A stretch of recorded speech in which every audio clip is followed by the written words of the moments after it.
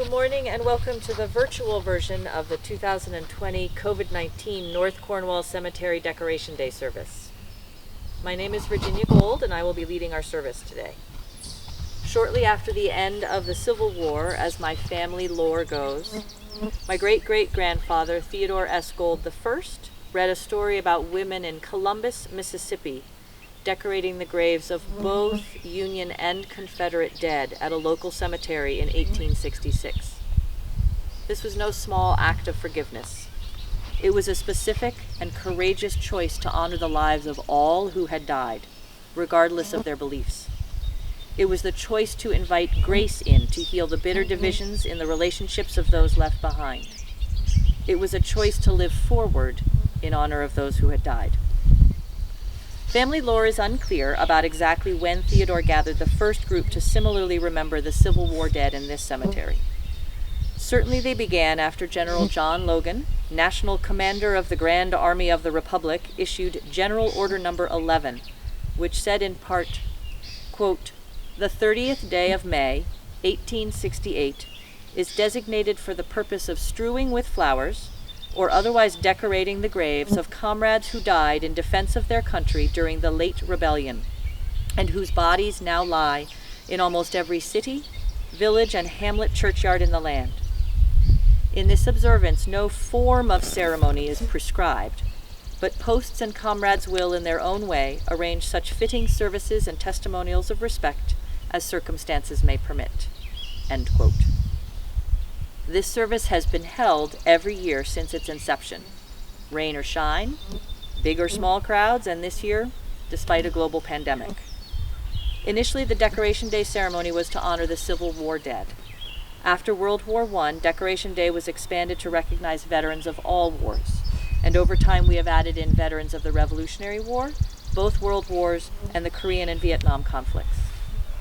In addition to all of the American veterans buried here, we will also decorate the graves of 2 German veterans in keeping with the original spirit of the women of Mississippi. This year we will remember a total of 85 individuals. Normally I proceed around the cemetery in about a dozen clusters. This year I'll do it in about 6, noting the names and service of each veteran, as well as a smattering of stories. Before we begin, let us pray. Gracious and loving God, thank you for the miracle of today. In a world where so much is unclear and our path forward so uncertain, we gather in this sacred place to repeat the rituals that connect us with the lives and choices of those who have gone before us. May we learn from the past as we steward the future. Amen. The first set of 6 veterans that we recognize is right here in the front. On my right, James Wadsworth, who served during the Revolutionary War in the 12th Company, 14th Regiment as an ensign.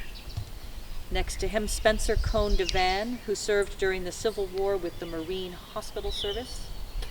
And Scoville T. DeVan, who was physically handicapped and unable to join the military, volunteered with the YMCA during World War I in France, where he died from gas.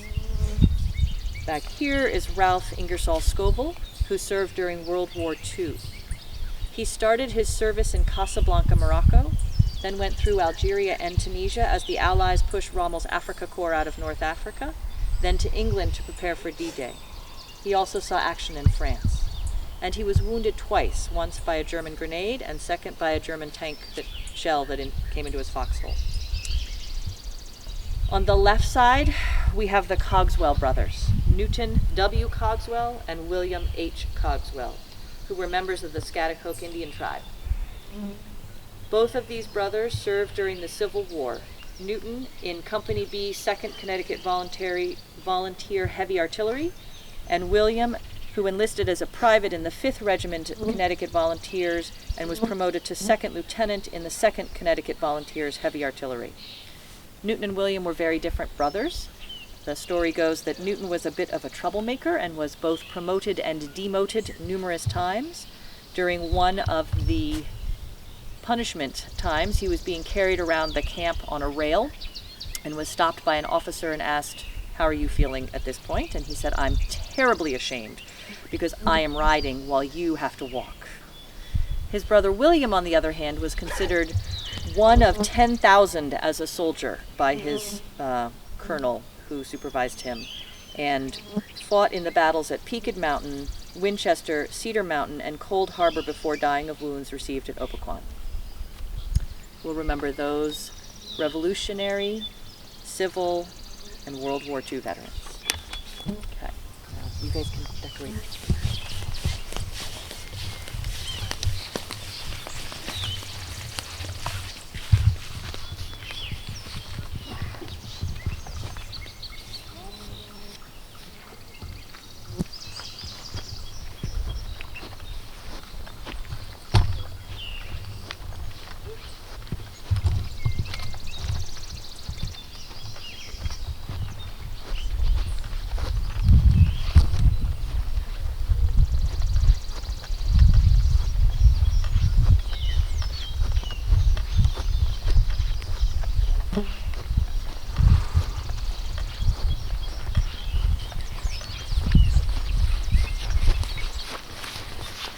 All right, we'll now recognize Dwight Harold Pratt, who served in World War I, Crawford Hart Nodine, who served during the Civil War and died of wounds received at Cedar Mountain.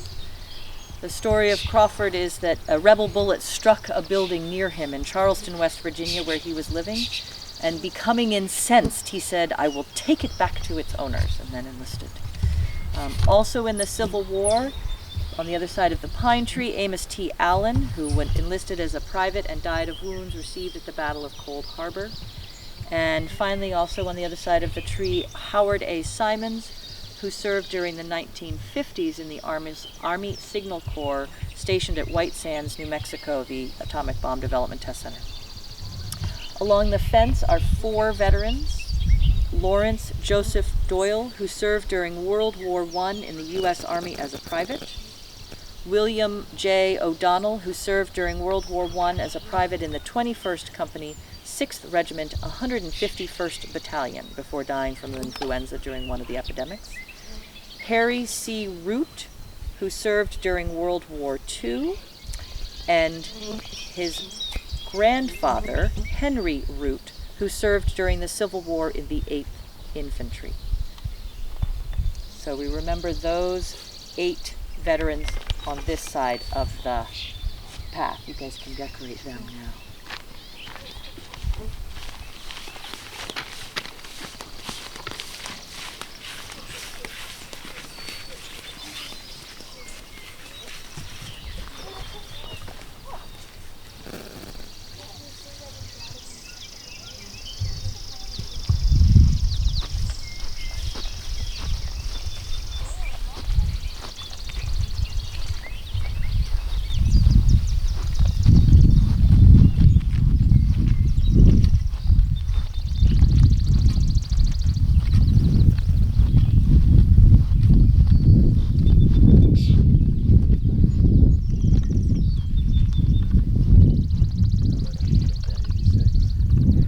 So in this cluster of veterans on the right, we recognize A.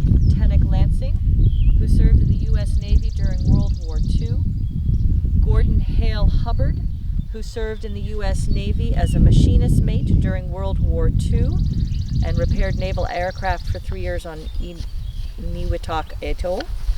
Gordon Hale, who is one of 2 veterans in the cemetery who was a veteran of both World War I and World War II. He served in the U.S. Navy for 40 years. He was on the 1927 duty tour with the Marines who occupied Nicaragua. He sailed with Roosevelt on the Great White Fleet, and he was called back to active duty after Pearl Harbor when he managed medical activities in the Atlantic during World War II. And finally, in this cluster of 4, Thomas Johnson Hubbard, who served in the U.S. Navy as a pharmacist mate on board the USS Hanover. On this side of the cemetery, we have Carl Utzler, who served in the Army during World War II in the South Pacific. He told the Army, "I am not going to kill anyone with a gun," so instead they made him a cook. My father always laughed that he did not think that was a reflection on his cooking ability. William H. Morgan, right here in front of me, who served in the Civil War in Company I, 5th Infantry. And Oliver Marion Hart, who served in the Navy during World War II. Back here we have William Ring Morley Jr., who served as a corporal with the Marines during the Korean War. John Wells, behind and under the pine tree, who served in the U.S. Marines. Moving left, Dr. James Douglas Gold, who served during World War I as a captain in the Medical Corps. Stanley P. Hart, who served as a second lieutenant during the Korean War in the U.S. Army. Charles Woodisley Hart, who served during World War I as a second lieutenant in the American Expeditionary Forces and flew the fabled Jenny airplane. William McIntyre Shakespeare, not that Shakespeare, who served during World War I, and Robert Cashman, who was a corporal in the Army during World War II. All of those men are clustered here. Finally, over near the fence, there are 6 more veterans clustered together. Jean David Pond, who served in the Army during the Vietnam War. Arthur Todd Achel, who served during World War II in the U.S. Army as a corporal. David Gordon Griggs, who served in the Navy during World War II, and he was the youngest commanding officer in the Pacific when he was assigned to be the commanding officer of a landing craft ship for infantry. Dr. William Scoville served during World War II as a major in the Medical Corps. Elmer Vernon Griggs served during World War I, and Frank W. Harding served in the U.S. Army.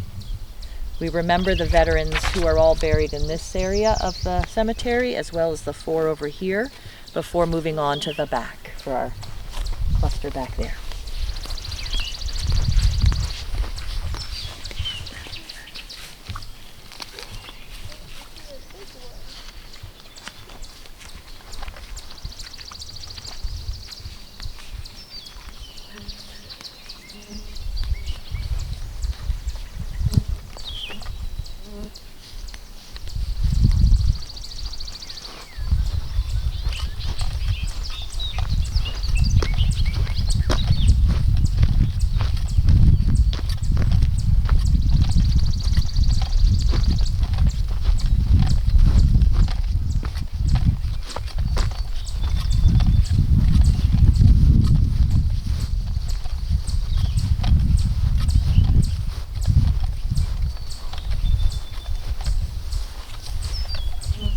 Right. In the back of the cemetery on the left and the right, we have the veterans who are the ones that I start to remember. On the left, we have Joseph Frank Morrow, who served as a sergeant in the Army Air Force during World War II. He was awarded a Battle Star after taking enemy fire while he was in a plane over France. William Nelson Vitalis was a first lieutenant in the Marine Corps during the Korean War. Alfred Shore Dietzel served as a mail clerk in the Army in France and joked that his position made him the most popular guy in the company. Benjamin Cleveland Gold served in the Army during World War II, stationed in England, in the Quartermaster's Corps, coordinating movement of supplies to the front. Charles Lockwood Gold served in the Army through basic training in the 1950s and was then sent to work on computers by the Army. Norman Dorson was in the Army and served during 1953 and 54 as part of the 4-person legal team under the Secretary of the Army in the Pentagon, pursuing Joe McCarthy during those hearings. Mark Simont spent World War II in the Army. Ed Gaylord Bourne was in the Korean War in the Air Force. On the right-hand side, way back, Dr. Charles Russ was a lieutenant commander in World War II in the Navy. Sally Ann Goodicke, who is the only female that we have in this cemetery today, served during World War II in the Navy as a wave. She was a member of the first class of women midshipmen. George Horner was in the U.S. Army during World War II and received the Bronze Star Medal.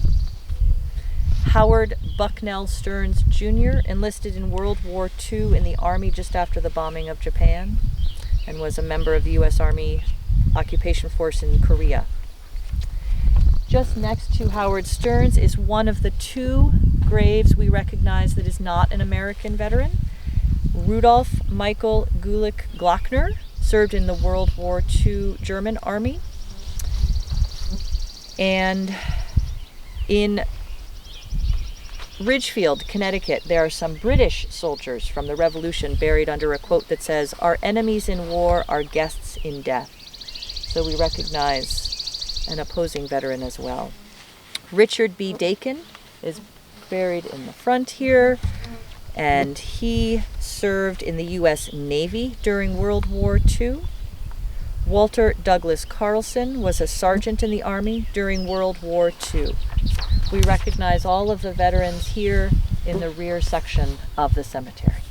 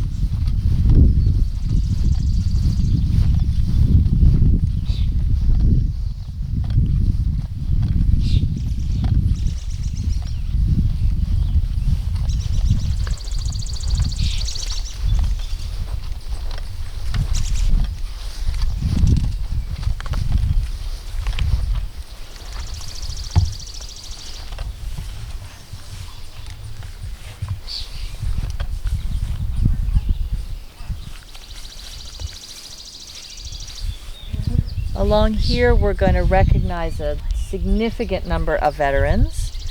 Over to my left, Ross Ransom Williams, who served during the World War II in the U.S. Navy. Robert Brewster Ransom, who served during World War II with the U.S. Navy. Edward Walter Bourne, who served during World War I. In his first service, he left college at the age of 17 and joined the American Ambulance Field Service, where he saw duty with the French Army at Alsace and Verdun. Then he returned to the U.S. and joined the U.S. Army as a second lieutenant in the field artillery. Austin Bernhard Peterson, who enlisted in the Army Air Force at 17 years old and served from 1944 to 1946. Under the maple tree over here, in the back, we have Leonard Irwin Alsop, who served in the U.S. Navy during World War II. Bruce Burroughs, who served in the U.S. Army in the World War II. Moving forward, Arthur Frederick Miller, who served during World War I in the Signal Corps. John Sedgwick Cook, who is the second veteran in this cemetery, who served in both World War I and World War II. Frederick L. Morrow, who served during World War I as a second lieutenant in the 323rd Field Artillery. And his wife wrote a letter to my dad one year about his service and closed her letter with, quote, "Sorry, I cannot find a list of battles. I have his sword, but no hero's decorations. Still, he was a very special person to me," which I believe is true about every single one of the veterans we remember today and important for us to hold. John Keith Mallinson, who served during World War II in the U.S. Navy. Don Hedden, who served during World War I in the U.S. Army and received the Distinguished Cross. And the second of the German veterans who we recognize is in this area with the daffodils on the grave, who served, Paul Lichtenberger, who served in the German Army during World War II and was then captured and spent some time as a prisoner of war. And because he spoke English, he was released to help the U.S. Army administer captured German villages and came to this country after the war with other members of his family. Finally, all along the right-hand fence, we have Forrest Woodman, who served in the Navy, Robert Pierce Constantine, who served in the U.S. Army during World War II, worked for the U.S. Postal Service afterwards, Alan W. Whiting, who served during World War I, Alan W. Whiting Jr., who served during World War II, John Forster, who enlisted during World War II and trained in aircraft maintenance engineering, John R. Horner, who served as a Master Sergeant in the U.S. Army during World War II, Andrew Group Sr., who served during World War II, John B. Zabriskie, who served in France for 2 years, Robert Joseph Lush, who served in the U.S. Marine Corps, and Joseph Lush, his father, who served in the Army during World War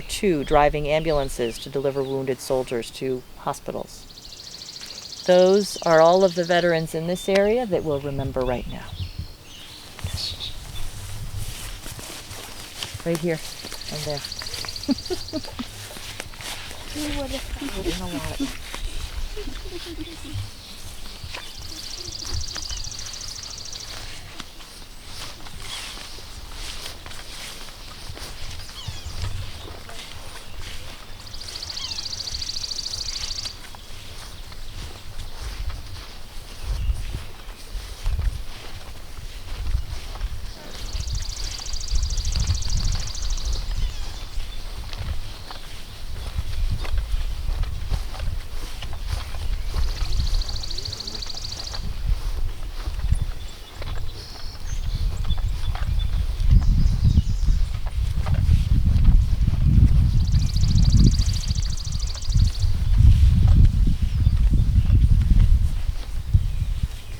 Right here is the final Civil War veteran that we'll remember today, Charles McCormick, who served during the Civil War as a first sergeant.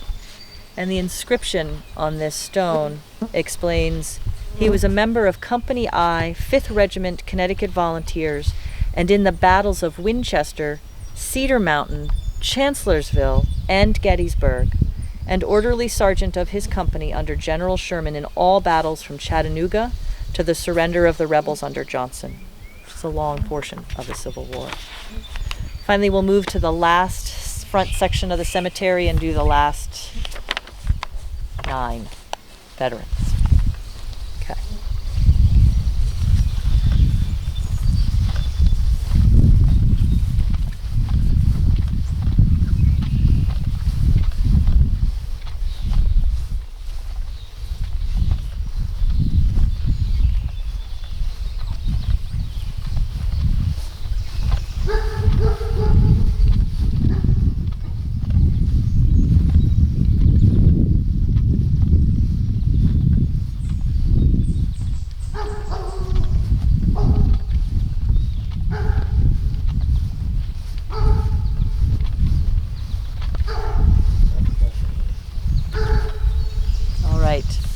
As we go back earlier in time, back behind the maple there, several more Civil War, I forgot.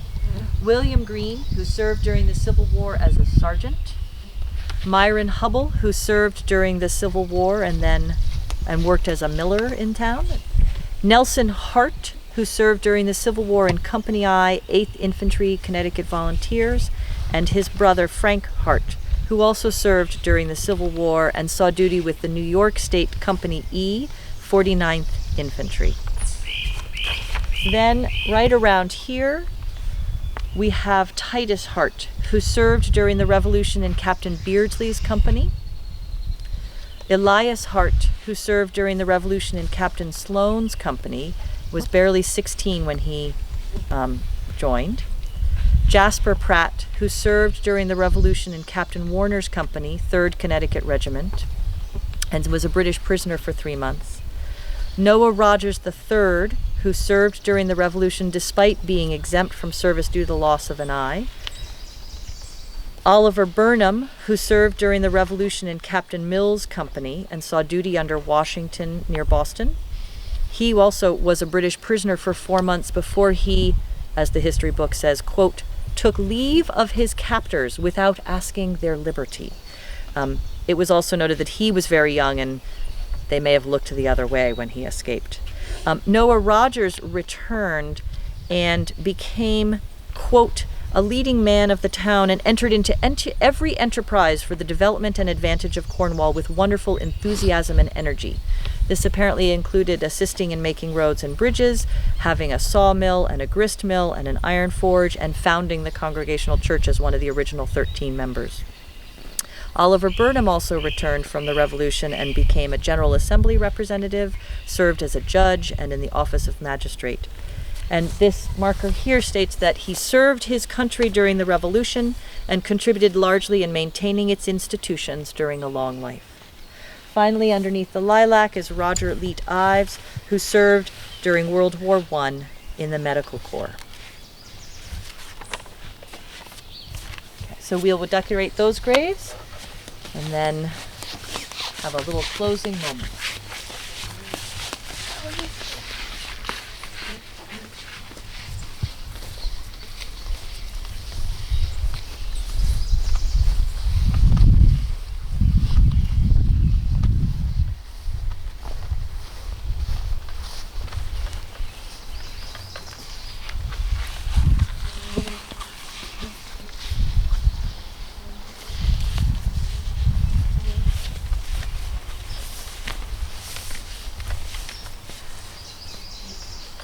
Last year, over 50 of us gathered here in person. Now, 2 months into a worldwide pandemic, we stand carefully distant and watch on our screens. It feels more necessary than ever to reflect on the lessons of this yearly holiday. Our town, our country, and our world have an amazing opportunity unfolding. A tiny virus has reminded us most forcibly of the interdependence we all have.